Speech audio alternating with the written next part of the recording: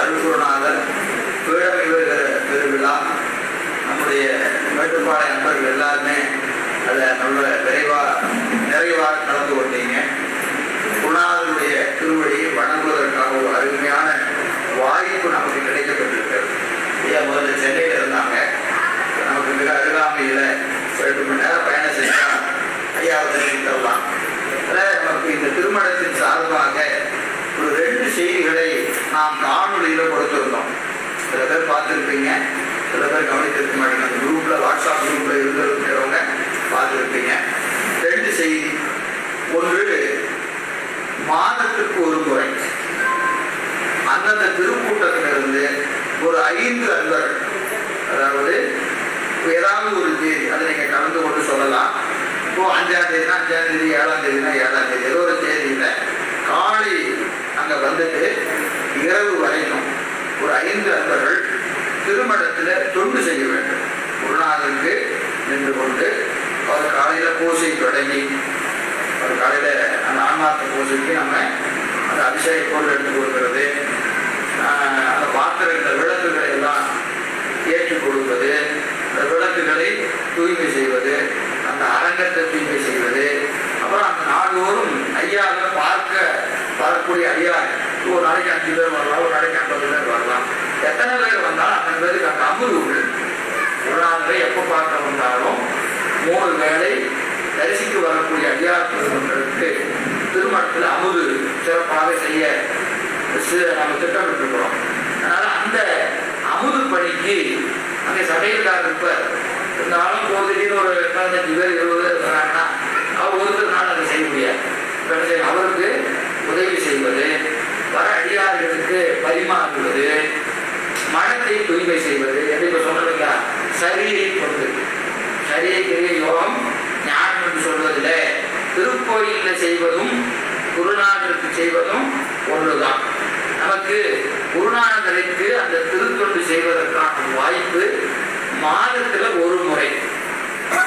அது யாருக்கெல்லாம் வாய்ப்பு? குறைஞ்சபட்சம் 5 பேர். நீங்க அந்த தேதியை முடிவு பண்ணிக்கலாம். அந்த தேதியில 5 பேர், குறைஞ்சது 5 பேர் நீங்க கூட வந்தாலும் தப்பு இல்லை. ஆனால் என்னன்னா இப்போ நம்ம 5ஆம் தேதி கொடுக்குறேன்னு வைத்துக் கொள்ளுங்க. அது ஞாயிற்றுக்கிழமையே வரும்னு சொல்ல முடியாது. 5ஆம் தேதி செவ்வாய்க்கிழமை வரலாம், அடுத்த மாதம் புதன்கிழமை வரலாம், வார நாட்களிலும் வரலாம். அப்படி வந்தாலும் 5ஆம் தேதினா 5ஆம் தேதி ஒரு 5 பேர் வந்துடணும்.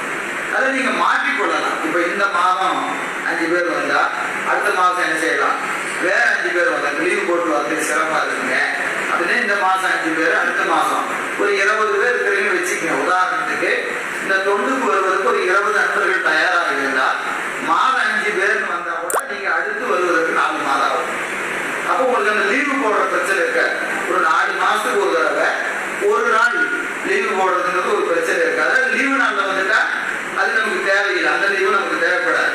ஆனா குறைஞ்சபட்சம் 4லிருந்து 5 அன்பர்கள் வரணும். ரொம்ப முக்கியமான செய்தி என்னன்னு கேட்டீங்கன்னா, வரக்கூடியவர்கள் உடல்நிலைக்கு தரக்கூடிய அன்பர்களாக இருக்க வேண்டும். அது ரொம்ப முக்கியம். நம்மளும் வந்தோம் அப்படிதான் இருக்கக்கூடாது. ஒண்ணு சமையலுக்கு உதவி செய்யலாம், பரிமாறலாம், இது மாதிரி வேலை இருக்கிறதே என்னதுங்க, இது உடல் சார்ந்த தொண்டுகள் தான் நமக்கு அங்க வேணும். நம்மளும் வந்தாலும் 5 பேர் ஒரு ஆள் வந்துட்டு அவங்களுக்கு இன்னொரு ஆள் உதவி செய்யற மாதிரி ஆட்கள் வர வேண்டாம். தரிசனம் செய்வதற்கு வரலாம். குருநாதர் தரிசனம் செய்வதற்கு யார் வேணாலும் வரலாம், எப்ப வேணாலும் வரலாம். அதை பற்றி பிரச்சனை இல்லை. நாம இங்க எதிர்பார்ப்பது தன்னார்வலராக தன்னுடைய தொண்டு செய்யக்கூடிய, சரியை தொண்டை செய்யக்கூடிய அன்பர்களை நாம் எதிர்பார்க்கிறோம். அதனால இங்க மேட்டுப்பாளையத்தில் இருக்கக்கூடிய அன்பர் பெருமக்கள் பாலவர் ஐயாவோட கலந்து கொண்டு தேதி, ஏதாவது ஒரு தேதி 1லிருந்து 30 தேதிக்குள்ள எந்த தேதியில மேட்டுப்பாளையத்தின் சார்பாக நாங்கள் மாதந்தோறும் இந்த நாள் வந்து விடுகிறோம். காலையில 7 மணி என்பது 1/2 மணி நேரம் முன்ன பின்ன வரலாம். அதேபோல மாலை என்பதும் அந்த பணி இருந்தால் கொஞ்சம் இருந்துட்டு வரலாம், ஏன்னா கொஞ்சம் முன்னாடி கிளம்பி வந்துடலாம். அன்றைய சூழல் எப்படியோ அதற்கு தகுந்தவாறு நீங்க காலை வருவதும் இரவு திரும்புவதும் அன்றைய சூழலை பொறுத்து நம்ம முன்ன பின்ன வரலாம், ஒன்றும் தப்பு இல்லை. ஆனால் ஒரு 5 பேர் இது எதுக்குன்னு கேட்டீங்கன்னா, ஒன்று வழக்குக்கு நமக்கு தொண்டர் பெருமக்கள் வேண்டும். அதை விட முக்கியம், நாம திருமணத்தோடு நம்முடைய திருமணம் இது நமக்குரியது என்கின்ற உணர்வே நமக்கு எப்போ வரும்னா, அது வந்து கலந்துக்கிட்டாங்கன்னா அந்த உணர்வு நமக்கு வரும்.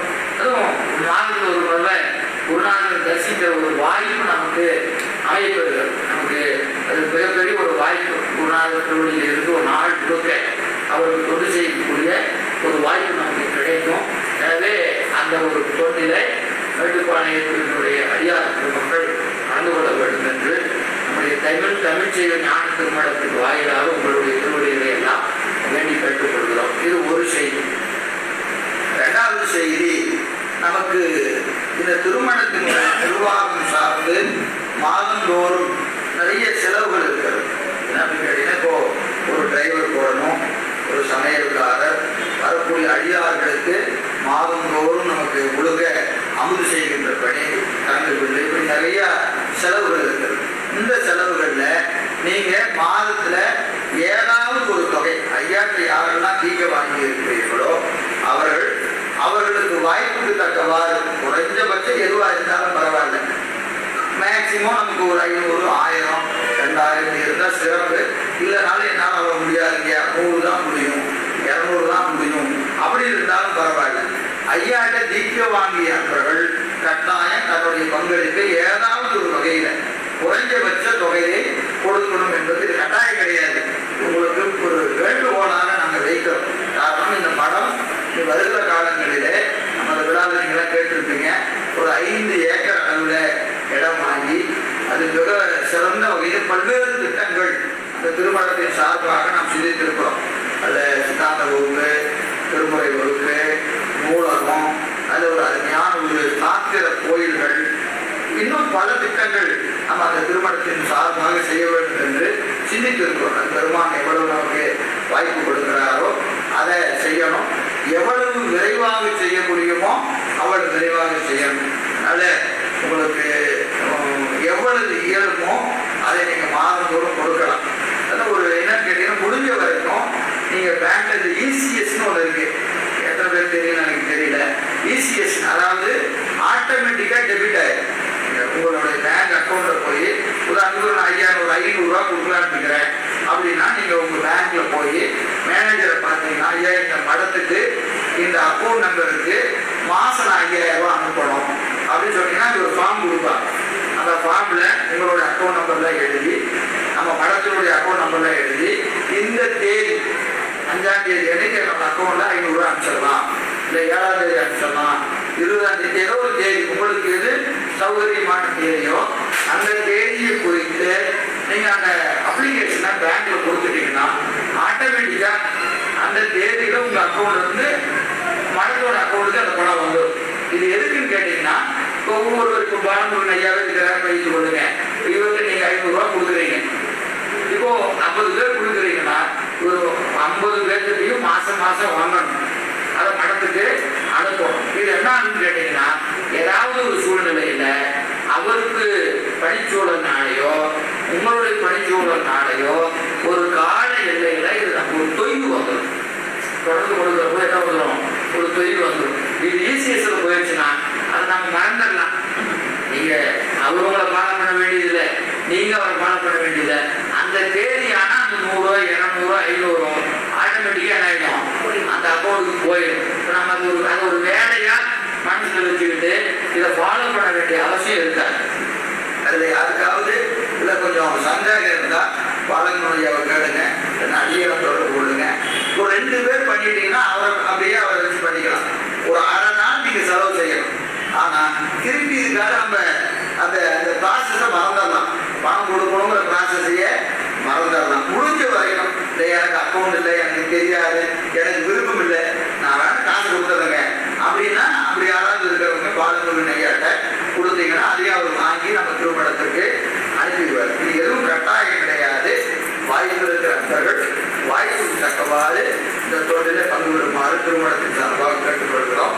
இது போக நிறைய பொருளாதாரம் மட்டுமல்ல, அறிவு சார்ந்த பணிகள், உடல் சார்ந்த பணிகள், அதாவது எனக்கு இந்த உடல் உரிமை கொடுக்கலாங்க, இதெல்லாம் மனத்துல செய்யலாம்.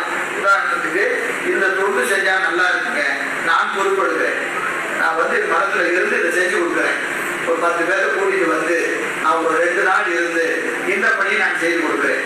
இப்படி உடல் சார்ந்த பணி செய்யலாம். எதுவாக இருந்தாலும் உங்களுடைய கருத்துக்கள் வரவேற்கப்படுகிறது. காரணம், நம்முடைய திருமணம் அது நல்லா ஞாபகத்தில் வச்சுங்க.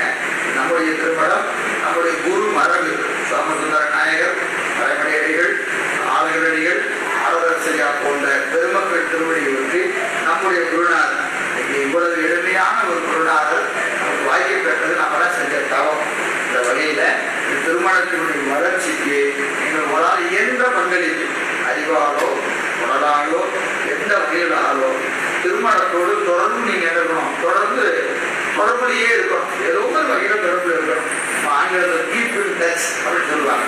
ஏதோ ஒரு வகையில் நம்ம என்ன செய்யணும், தொடர்பு கொண்டு இருக்க வேண்டும் என்று உங்களை எல்லாம் இந்த நேரத்தில் மீண்டும் மீண்டும் வேண்டி நிறைவு செய்கிறேன்.